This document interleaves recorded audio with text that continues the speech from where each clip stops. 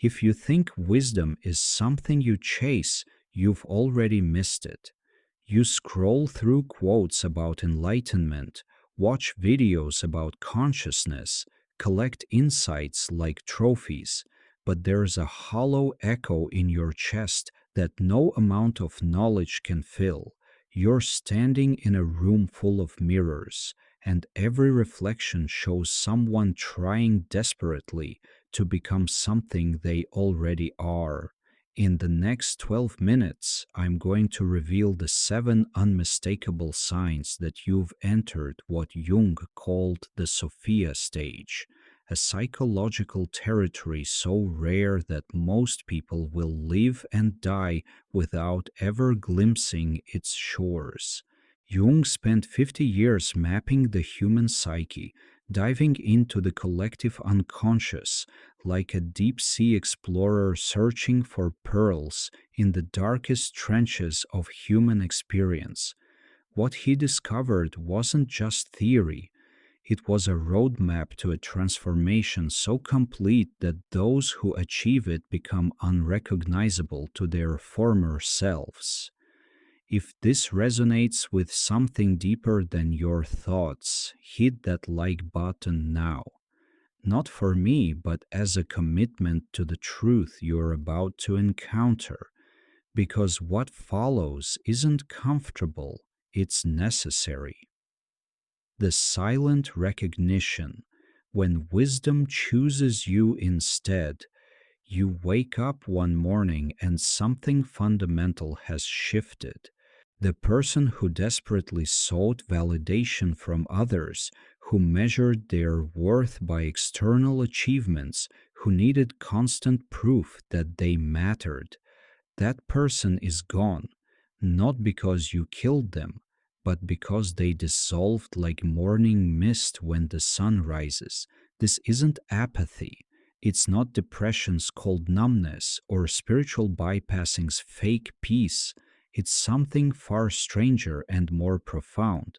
You look at the things that once consumed you with obsessive hunger and feel nothing, not disgust, not superiority, just a calm, almost curious detachment, like watching a movie you've already seen, but from a perspective that makes the whole plot suddenly transparent.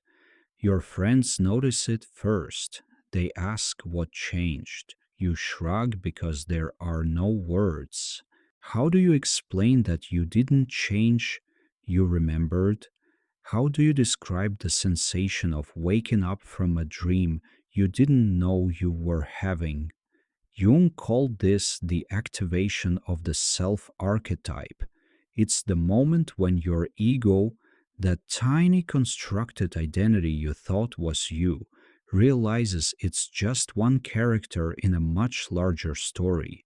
Picture a wave suddenly understanding it's been ocean all along. The wave doesn't disappear, but its relationship to itself transforms completely. Here's what nobody tells you about this stage. It's terrifying because the person you were with all their problems and dramas and desperate seeking at least made sense. They had a clear role, clear enemies, clear goals.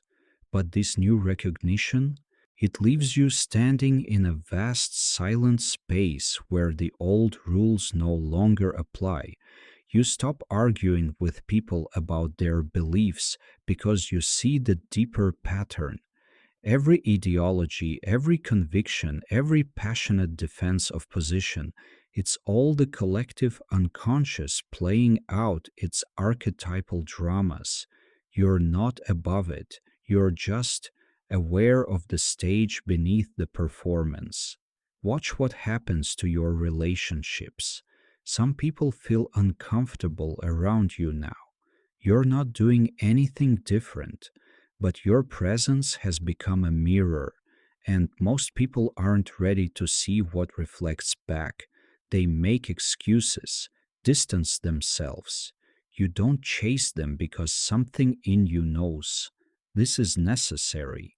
The friends who remain, they're the ones who've touched this territory themselves or are ready to. Conversations become different, less about gossip and complaints, more about the strange synchronicities that keep appearing, the dreams that feel more real than waking life, the sense that reality is far more mysterious than we've been taught to believe. You start noticing patterns everywhere, not the paranoid pattern recognition of conspiracy theories, but genuine archetypal structures playing out in art, relationships, history, your own biography. It's like learning to read a language that's been hiding in plain sight your entire life. But here's the question that haunts you at 3 a.m. If this recognition is real, if you've genuinely touched something beyond ego, why does doubt still creep in? Why do moments of profound clarity alternate with crushing uncertainty? The paradox of knowing, why certainty becomes your enemy. The more you understand, the less you can explain. This might be the most disorienting feature of the Sophia stage, and it's where most seekers get stuck forever. You meet someone at a party who's just discovered meditation or therapy or some self help system. They're on fire with certainty. They've got all the answers. They know exactly what everyone needs to do to fix their lives. You smile politely and nod because you remember being there. That beautiful, naive confidence of thinking you figured it out. But you can't make those proclamations anymore. Not because you know less, because you know too much. Every answer you've found has revealed 10 deeper questions. Every solution has exposed new layers of complexity. The map of reality you're working with now has so many dimensions that declaring absolute truth feels like describing the ocean to someone while holding a single cup of seawater. Jung discovered this through his own breakdown. After splitting with Freud, he descended into what he called his confrontation with the unconscious. For years, he experienced visions, voices, overwhelming emotions, fragmentations of identity that would have hospitalized most people. He didn't emerge with a neat system. He emerged with a profound respect for mystery. Here's what happens in your daily life. Someone asks for advice. You open your mouth to deliver some wise pronouncement and nothing. Because you see five different valid perspectives on their situation simultaneously, you understand that what worked for you might destroy them. That truth is contextual. That wisdom isn't about having answers, it's about holding questions with grace. This drives certain people crazy. Just tell me what to do, they demand. But you can't, because their path isn't your path. Their symbols aren't your symbols. Their unconscious is orchestrating a drama uniquely theirs, and your job isn't to direct it but to witness it with respect. You become comfortable saying, I don't know, in situations where you once would have faked certainty. This isn't intellectual cowardice, it's the opposite.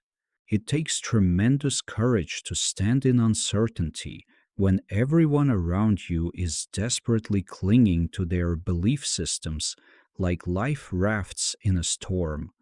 The paradox deepens. You can hold multiple contradictory truths simultaneously without needing to resolve them. Science and mysticism, free will and determinism, individual responsibility and collective conditioning. Instead of choosing sides, you understand each as different languages, describing different facets of the same incomprehensible reality. People start labeling you relativist, fence sitter, indecisive. Let them, because you know something they don't. Absolute certainty is a defense mechanism. It's the ego's desperate attempt to create solid ground in a universe that is fundamentally fluid. Your dreams start speaking to you differently during this stage. They are no longer just random neural noise or wish fulfillment. They are communications from the deeper self, using the symbolic language that bypasses rational thought. You might dream of ancient temples, vast libraries, wise elders who speak in riddles. These aren't metaphors, they are direct encounters with archetypal wisdom. You write down these dreams, sketch them, meditate on their symbols, and slowly patterns emerge. The unconscious is teaching you its grammar, showing you how to navigate by instinct and intuition rather than logic alone. But wait, if you're becoming so wise and understanding, why does life still feel so uncertain? Why do you still make mistakes, still feel confused, still wake up some mornings wondering if any of this is real? The death of old identities, shedding skins you thought were you. There's a moment in every hero's journey that movies never quite capture accurately. It's not the dramatic battle or the triumphant return, it's the quiet death of who you used to be and the grief that comes with it. You're sitting alone, maybe watching the sunset or just staring at a wall when it hits you. The ambitious professional you were, the dutiful son or daughter, the rebel, the helper, the victim, the success story. All these identities you've worn like armor, they're costumes, and you've just walked off the stage. This isn't a metaphor. You literally can't perform those roles anymore, even when situations demand it. Someone tries to trigger your old patterns, the buttons that always worked before, and nothing. It's like they're speaking a language you no longer understand. The neural pathways that used to light up with reactivity have been rewired, and you're left standing there feeling oddly detached from dramas that once consumed you completely.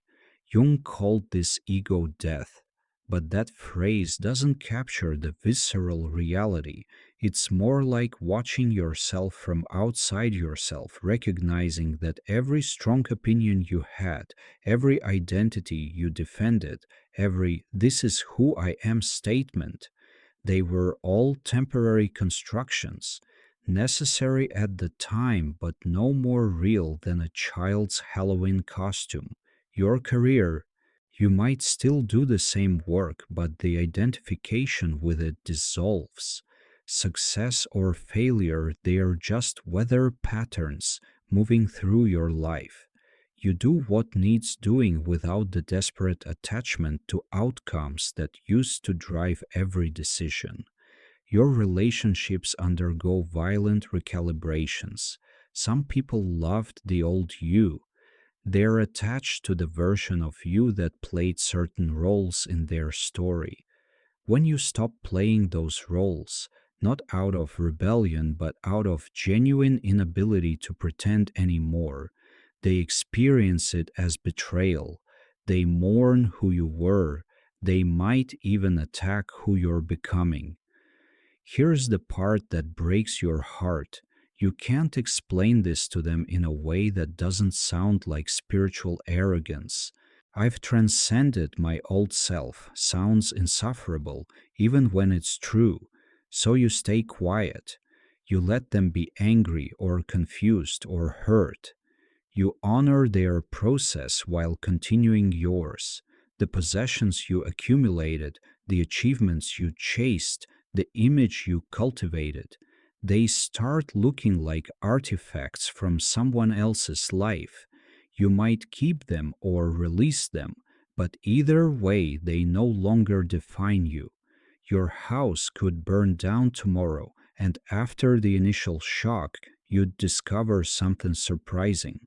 You're still here. The essential you wasn't in any of those things. This is where people think you're becoming Buddhist or nihilistic. They're wrong on both counts. You haven't rejected material reality or decided nothing matters. You've just stopped confusing the map for the territory, the finger pointing at the moon for the moon itself. Notice what happens when you meet new people now. They ask the standard questions. What do you do? Where are you from? What are your interests? And you answer. But there's a strange quality to your responses. You're describing a character, giving them the information they need to categorize you, while simultaneously knowing that none of it touches the actual truth of what you are. Some nights you grieve for the innocent person you were, for the simple certainties you once held, for the comfortable ignorance that made life feel more manageable. This grief is sacred. Honor it, because on the other side of it lies something the old you could never have imagined. You're becoming transparent to yourself. The shadow material you spent decades hiding, even from your own awareness, is now visible, not conquered, not transcended, just seen. And in that seeing, it loses its compulsive power. The demons become allies. The wounds become wisdom. What if this death isn't an ending but a threshold? What if you're not losing yourself but discovering what you actually were beneath all those layers of conditioning? The magnetic detachment, attracting everything by needing nothing. Here's where it gets weird in a way that sounds like spiritual marketing but isn't. The less you need from the external world, the more it offers you. This isn't manifestation nonsense or law of attraction oversimplification. It's a profound shift in how energy moves through your life. You stop chasing opportunities and they start appearing, not through magic, but through a simple mechanism. When you're desperate, you radiate desperation. People feel it even if they can't name it.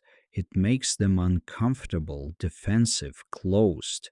But when you're complete within yourself, when you've touched that inner wellspring that Jung called the self, you become magnetic in a completely different way. Think about the people who've genuinely changed your life, not the ones who tried to impress you or needed something from you, but the ones who were simply authentically themselves. They had a quality of presence that was compelling precisely because it asked nothing of you. That's what you're developing now. Your romantic relationships transform first.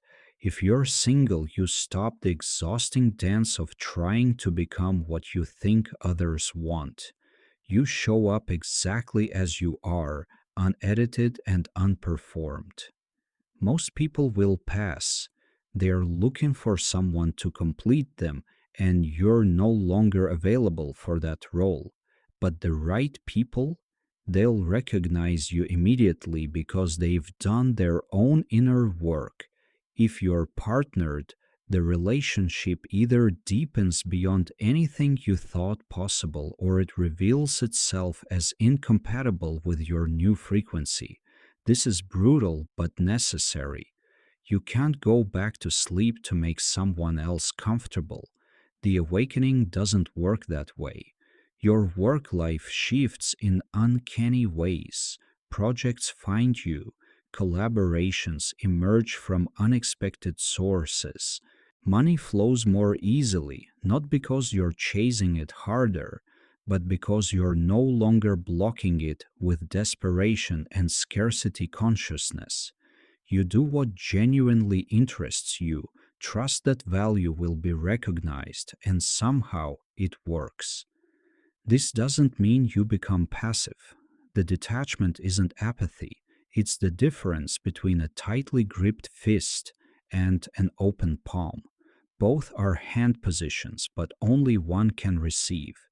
You still take action, pursue goals, create plans.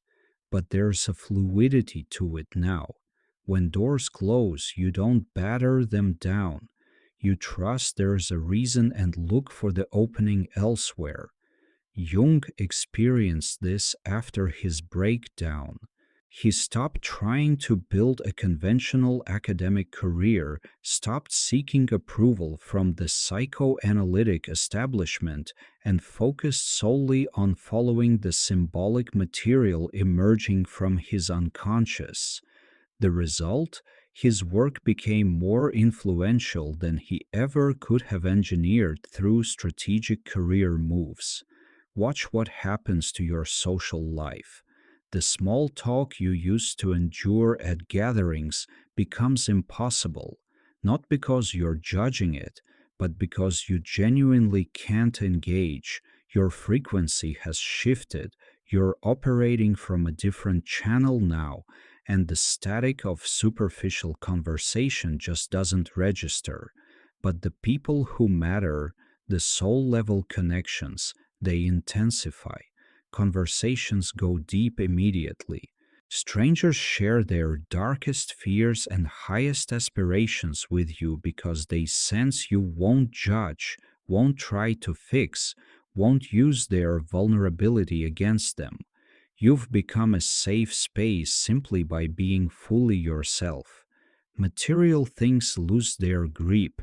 You might still enjoy beautiful objects, comfortable surroundings, quality experiences, but the compulsive need to acquire, to prove worth through possessions, that dissolves. You could live in a palace or a cabin and be equally at peace because your center of gravity has shifted inward. This magnetic detachment has a shadow side, though. Some people will test it, consciously or unconsciously. They'll push to see if you really mean it when you say you don't need their approval. They'll withdraw to see if you'll chase. Let them. The testing reveals more about their wounding than your evolution. Your attention becomes your most precious resource. You guard it carefully, not out of selfishness, but out of respect for its sacred nature. Where you place your focus, energy flows, and you've learned through hard experience that most of what demands your attention is a distraction from what actually matters. Synchronicities multiply during this phase. Jung's concept of meaningful coincidence becomes lived experience. You think of someone and they call. You need information and the perfect book falls off the shelf. You wonder about a problem and the answer appears in a dream. These aren't random. They're the universe responding to your new clarity of signal. Could it be that what you've been chasing your whole life was actually chasing you, waiting for you to stop running long enough to catch up? The sacred solitude, finding wholeness in your own company. You're alone more than you used to be, and it doesn't feel like loneliness. It feels like coming home after years of exile. This distinction is crucial, and it separates those who've touched the Sophia stage from those who are merely isolated. Loneliness is a wound. It's the painful awareness of separation, the desperate hunger for connection, the sense that something essential is missing. But what you're experiencing now is different. It's a chosen solitude that feels complete, whole, generative.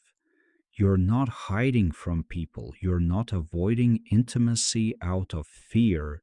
You're simply discovering that the company you most need has been with you all along.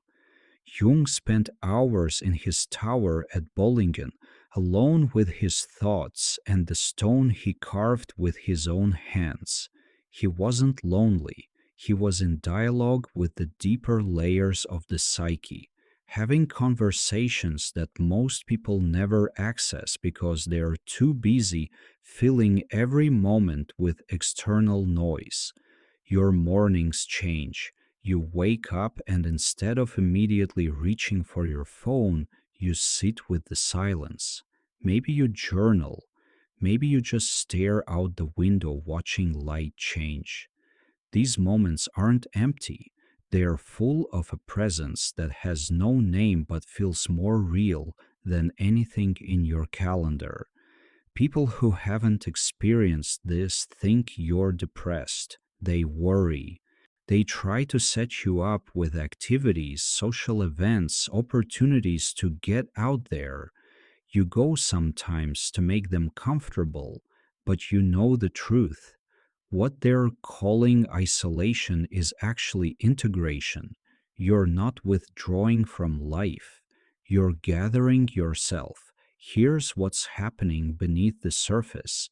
Every interaction, every relationship, every social performance requires you to fragment yourself slightly.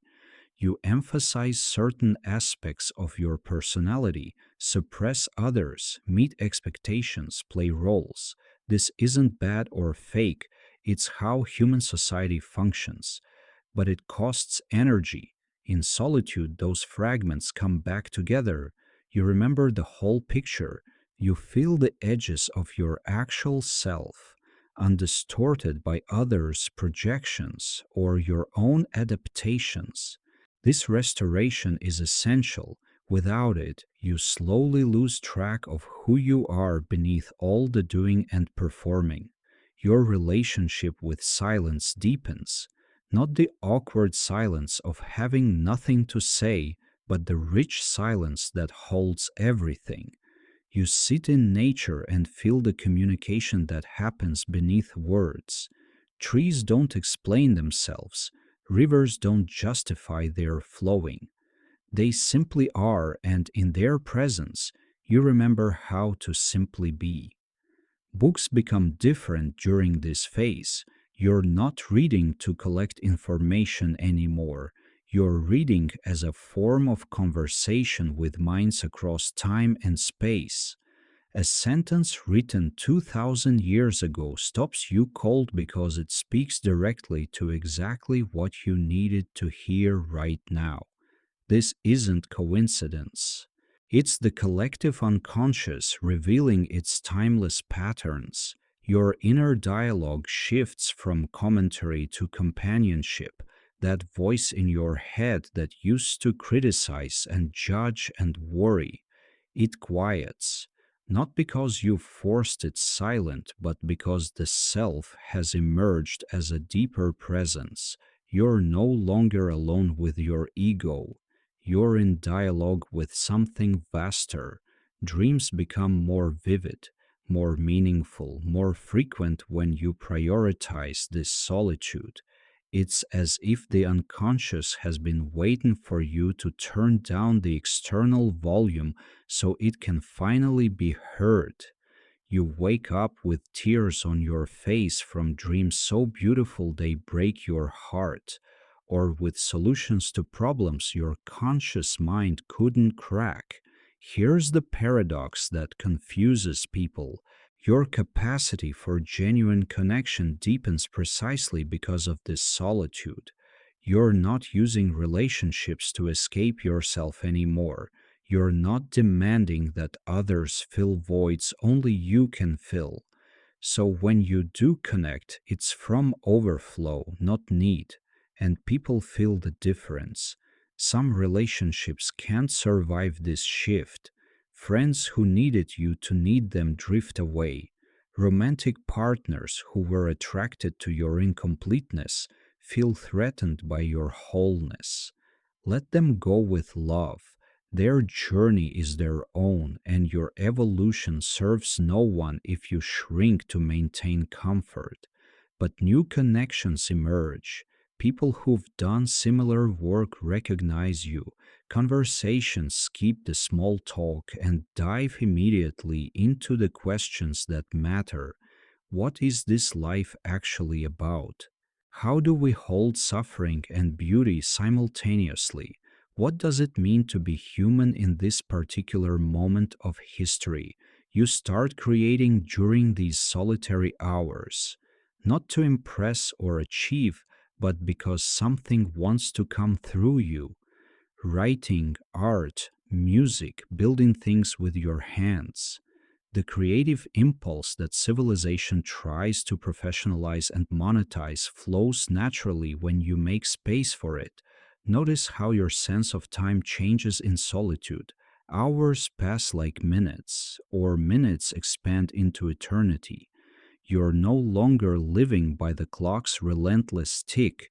You're flowing with a deeper rhythm, the one that governs seasons and tides and the cycles of growth and decay that make all life possible.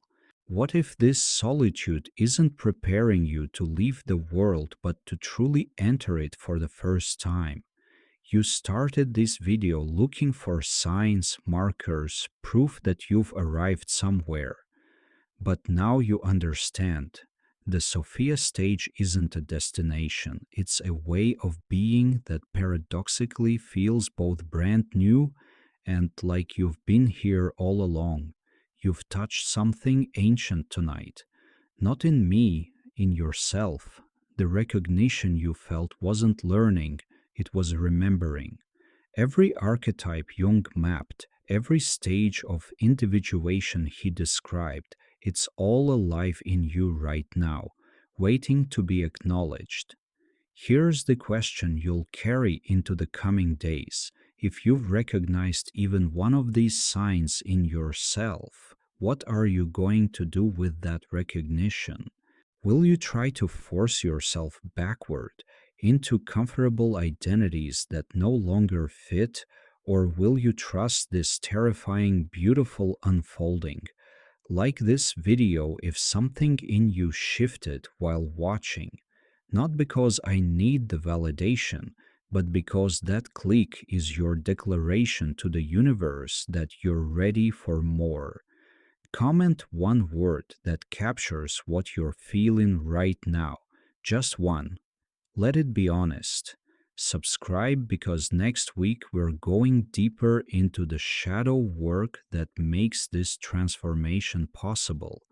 I'm going to show you the technique Jung used to integrate the parts of himself he'd spent decades denying and why most people never complete this process.